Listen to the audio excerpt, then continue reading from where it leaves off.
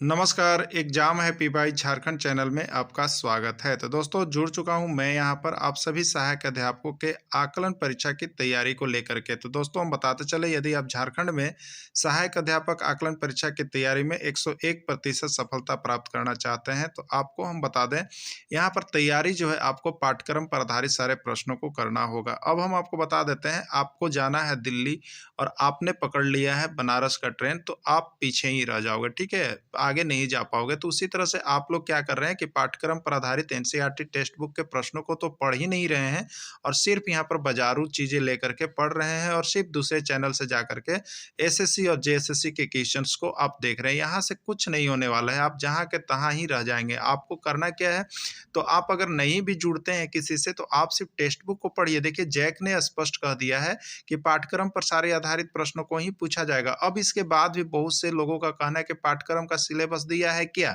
तो पाठ्यक्रम का सिलेबस है, जैक की किताब बनी हुई है, जैक ने ही किताब को दिया है।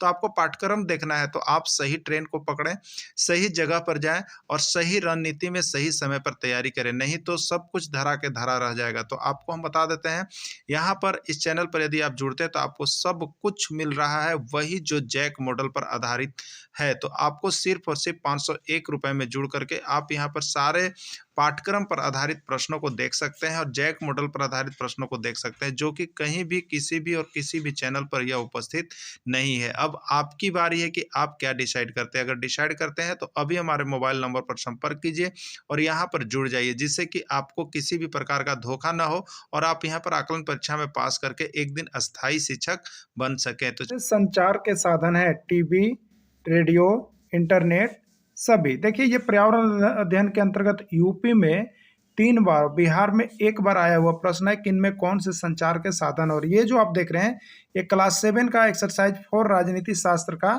यहाँ पर आपको है जो आपका टेक्स्ट बुक है, ठीक है। देखिए वहां से प्रश्न पूछा गया था टीवी, रेडियो, इंटरनेट या सभी, क्या होगा। तो आपका आंसर सही आ रहा है, यानी इसका राइट आंसर सभी होगा। यानी टीवी से भी हम संचार का माध्यम किसी चीज को देख करके सीखते हैं या उसको कम्युनिकेट करते हैं, रेडियो से भी हम किसी चीज का संचार का माध्यम है और इंटरनेट तो ऑलरेडी संचार का माध्यम है। ये है यानी किसी भी बात को एक जगह से दूसरे जगह फैलाने के लिए जो भी माध्यम या साधन का हम व्यवस्था करते हैं उसको हम यहाँ पर करते हैं संचार का साधन। तो संचार का साधन कौन है, टीवी की तरफ से भी हम देख करके किसी चीज को संचार करते हैं, फैलाते हैं किसी बात को, रेडियो की तरफ से भी सुन करके, और इंटरनेट से तो संचार होता ही है। तो ये सभी इसके राइट आंसर में चले जाएंगे, ठीक है। चलिए अगला देखिएगा, माध्यम के ऐसे रूप हैं जिनकी पहुंच देश विदेश के लाखों लोगों तक है, इस मीडिया को क्या कहते हैं, ठीक है। माध्यम का ऐसा रूप जिसकी पहुंच देश विदेश के लाखों लोगों तक है, पहुंचाया जाता है, उस मीडिया को क्या कहते हैं, mass media, print media, electronic media या कोई नहीं, ठीक है। तो देखिए संचार का ऐसा माध्यम जिसको यहाँ पर संचार जो है विदेशों तक चला जाता है, इस मीडिया को यहाँ पर कहा जाता है, देखिए मास मीडिया। मास मीडिया एक ऐसा साधन है जिसका हम संचार करेंगे तो सिर्फ अपने राज्य में नहीं, सिर्फ अपने गांव में नहीं, सिर्फ अपने देश में नहीं, बल्कि विदेशों तक जाता है। ऐसी मीडिया भी है, उसको हम लोग कहते हैं यहाँ पर मास मीडिया के नाम से जाना जाता है उसको। अखबार, पत्र, पत्रिकाएं आदि संचार के ऐसे माध्यम है जो छपे होते हैं, उन्हें क्या कहते हैं, ठीक है। तो देखिए आप देखते होंगे अखबार, पत्र, पत्रिकाएं आदि संचार के भी, ये भी संचार के माध्यम है। कोई अखबार पढ़ता है, कोई पत्र पढ़ता है, कोई पत्रिकाएं पढ़ के भी यहाँ पर ये संचार करते हैं, कम्युनिकेट करते हैं, बातों को यहाँ से वहां तक फैलाते हैं। तो ऐसे माध्यम जो छपे होते हैं उन्हें क्या कहते हैं, mass media, print media, electronic media या कोई नहीं, ठीक है। तो देखिए ये जो पेपर में छपे हुए रहते हैं तो क्या रहता है, प्रिंट किया हुआ रहता है, ठीक है, प्रिंट होता है, तो इसको हम लोग क्या कहते हैं, प्रिंट मीडिया। यानी अखबार, ये सब जो छपा हुआ चीज जो संचार का साधन है, जो एक जगह से दूसरे जगह तक बातों को फैलाते हैं, संचार करते हैं, तो उसको हम लोग देखिए कहते हैं यहाँ पर प्रिंट मीडिया। क्या कहते हैं इसको, प्रिंट मीडिया के नाम से जाना जाता है, ठीक है। चलिए अगला देखिएगा, रेडियो, टीवी, मोबाइल, इंटरनेट को किस मीडिया की श्रेणी में रखा जाता है, ठीक है। देखिए रेडियो ना, रेडियो है, टीवी है, मोबाइल है, इंटरनेट है, को किस मीडिया की श्रेणी में रखा जाता है, मास मीडिया। आप देख लिए कि विदेशों तक जो संचार फैलाता है, mass media, electronic media, print media, print media paper वाला जो प्रिंट छाप करके करते हैं, अब देखिए इलेक्ट्रॉनिक मीडिया। तो ये सभी चीज़ इलेक्ट्रॉनिक्स चीज़ें हैं, ठीक है। रेडियो इलेक्ट्रॉनिक चीज़ है, टीवी भी इलेक्ट्रॉनिक चीज़ है, मोबाइल भी इलेक्ट्रॉनिक चीज़ है और इंटरनेट भी इलेक्ट्रॉनिक चीज़ है। इसलिए ये सभी चीज़ें जो यहाँ पर संचार का साधन है, तो ये किस मीडिया के अंतर्गत आती है? तो इलेक्ट्रॉनिक मीडिया के अंतर्गत आती है सभी, क्योंकि इलेक्ट्रॉनिक वस्तु है तो इलेक्ट्रॉनिक मीडिया की दुनिया में चला जाएगा। तो देखिए मीडिया का नाम अलग अलग आप याद रख लीजिएगा, क्योंकि ये भी प्रश्न जो आप देख रहे हैं ये बंगाल में आया हुआ था टेट में, ठीक है। बंगाल टेट का प्रश्न है ना। अगला देखिएगा, टेलीविजन का आविष्कार किसने किया? टेलीविजन का आविष्कार किसने किया आपको बताना है। John M Beard, John L Beard, John पैक्सल या कोई नहीं, ठीक है। तो टेलीविजन का आविष्कार किसने किया? तो जॉन एल बियर्ड ने किया। किसने किया टेलीविजन का आविष्कार? जॉन एल बियर्ड ने किया टेलीविजन का आविष्कार, ठीक है। चलिए अगला देखिएगा, सूचना का अधिकार अधिनियम कब पारित किया गया? सूचना का अधिकार अधिनियम जो है यह कब पारित किया गया? 2001 ईस्वी में, 2002 ईस्वी में, 2003 ईस्वी में या 2005 ईस्वी में, ठीक है। ये सूचना का अधिकार, राइट टू इंफॉर्मेशन एक्ट, जिसको हम लोग कहते हैं राइट टू इंफॉर्मेशन एक्ट, सूचना का अधिकार अधिनियम कब पारित किया गया?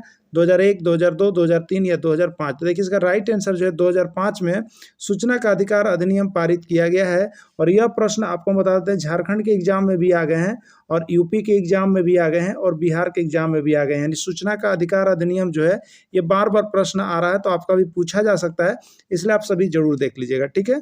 चलिए अगला देखते हैं यहाँ पर, भारतीय स्टेट बैंक की प्रथम महिला अध्यक्ष कौन थे? आपको बताना है भारतीय स्टेट बैंक की प्रथम महिला अध्यक्ष कौन थी? अरुंधति भट्टाचार्य, आर्यन गर्ग, आर्यभट्ट नस्वर या अरुंधति कुमारी, ठीक है। तो देखिए भारतीय स्टेट बैंक की प्रथम महिला अध्यक्ष जो थी वो आपकी थी अरुंधति भट्टाचार्य। कौन थी? अरुंधति भट्टाचार्य। अगला है, भारत की प्रथम आईपीएस, भारत की प्रथम आईपीएस भारतीय पुलिस सेवा अधिकारी कौन है? भारत की प्रथम आईपीएस भारतीय पुलिस सेवा अधिकारी कौन है? किरण बेदी, प्रशांत, किरण खलखो या सभी, ठीक है। तो देखिए भारत की प्रथम जो है यहाँ पर वो आपका जो है यहाँ पर किरण बेदी है। कौन है भारत की प्रथम आईपीएस या प्रथम महिला आईपीएस अधिकारी?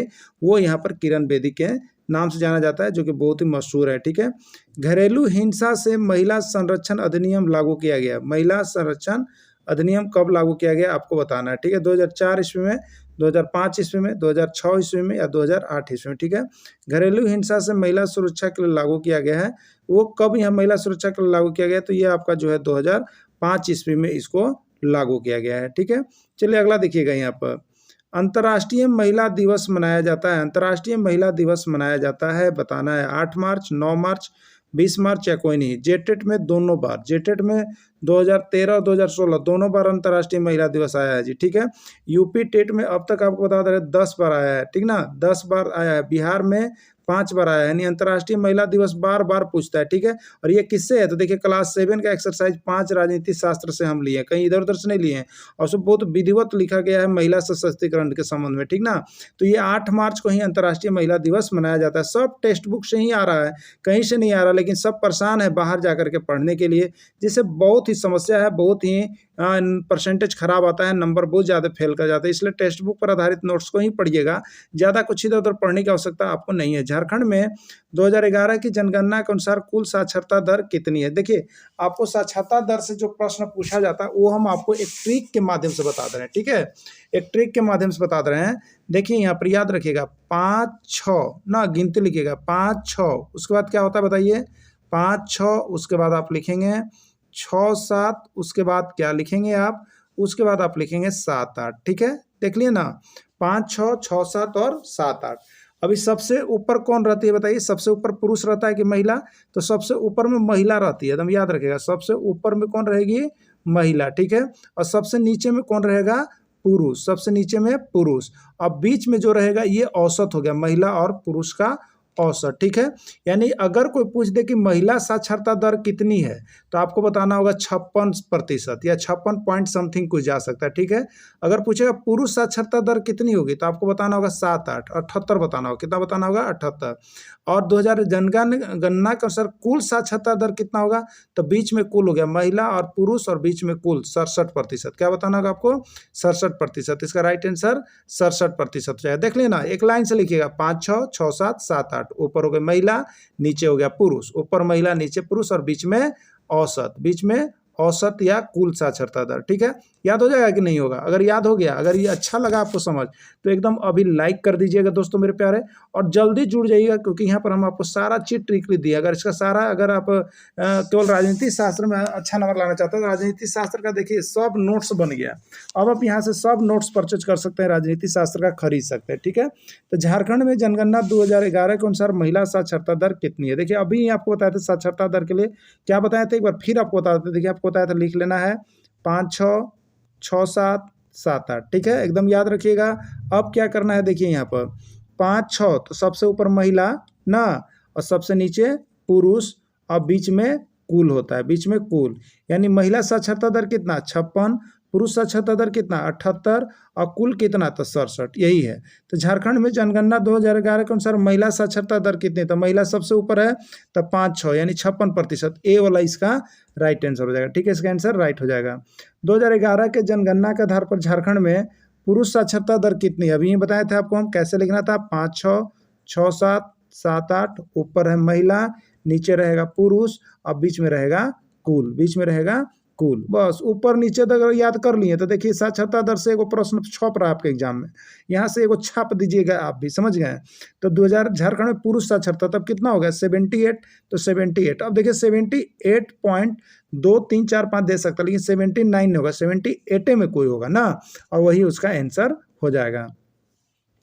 जनगणना 2011 के आधार पर झारखंड में लिंगानुपात कितना है? देखिए प्रश्न को देख लीजिए, ये जेटेट ना 2013 2016 दोनों में जी, दोनों में से आया है लिंगानुपात। और कहाँ पर ही है? तो देखिए क्लास 7 का एक्सरसाइज 5 है, हाँ वहाँ से छपा हुआ। बताइए कि आप लोग, बहुत लोग गलत मार के आ गए होंगे, तो कोई बात नहीं है। अबर देख लीजिए, अबर आप नोट्स देख लीजिए, जिससे कि अबर आपका स्कोर बढ़ जाए ना। जो चला गया उसको पछताना नहीं है, लेकिन जो मिल रहा है उसको जरूर खरीद लेना है, जरूर यहाँ से परचेज करके पढ़ लीजिएगा, नहीं तो जिंदगी भर पछताइएगा।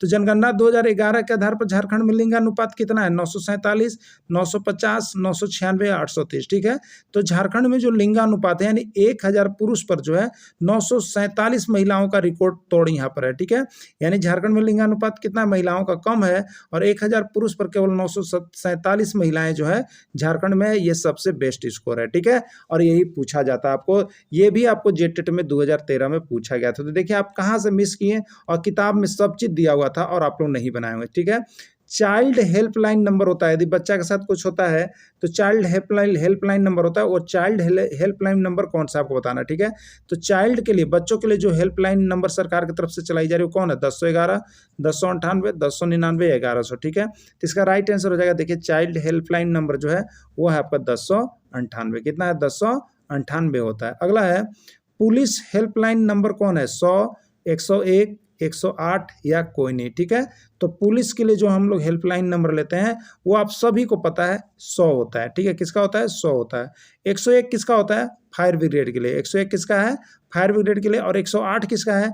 एम्बुलेंस के लिए है। ठीक है, चलिए अगला देखिएगा, एम्बुलेंस का हेल्पलाइन नंबर कौन है? आइए क्या देखिए, एम्बुलेंस का हेल्पलाइन नंबर कौन है? 100, 001, 108 या 102। तो अभी हम बता रहे थे एम्बुलेंस का जो हेल्पलाइन नंबर है वो है कितना? 108 है। याद रख लीजिएगा, ये हेल्पलाइन नंबर वाला बराबर एग्जाम में छप रहा है, ये सब कहीं नहीं। अगर आप प्रैक्टिस सेट लेके बना रहे हो तो कुछ ना मिलेगा, सब किताबुए के देखिए आ रहा है, और किताबुए कोई ना पढ़ रहे हैं, सब फेल कर जाइएगा। ट्रैफिक में हरा रंग के संकेत का अर्थ क्या है? आगे बढ़िए, रुकिए, वाहन की गति कम कीजिए या कोई नहीं। ठीक है, तो ट्रैफिक में जब हरा रंग हो गया तो इसका मतलब है कि आप आगे बढ़िए, लाल रंग हो गया इसका मतलब है कि रुकिए, और पीला रंग हो गया इसका मतलब है कि वाहन की गति को कम कीजिए। ठीक है, तीनों रंग को आप समझ लीजिएगा यहाँ पर ना। अगला है देखिए, अगला प्रश्न आपका हो जाएगा, ट्रैफिक में पीला रंग के संकेत का क्या अर्थ है? देखिए अभी हम बता रहे थे कि पीला रंग के संकेत का क्या अर्थ है आपको बताना। ठीक है, तो रुकिए, आगे बढ़िए, वाहन की गति कम कीजिए। तो ट्रैफिक में अगर पीला रंग आ जाता है तो इसका मतलब है कि आपको वाहन की गति को क्या करना है? कम करना है। ठीक है, तो देखिए इस तरह से यहाँ पर आपको राजनीति शास्त्र क्लास 6 का, क्लास 7 और क्लास 8 का आज यहाँ पर कंप्लीट हो गया है।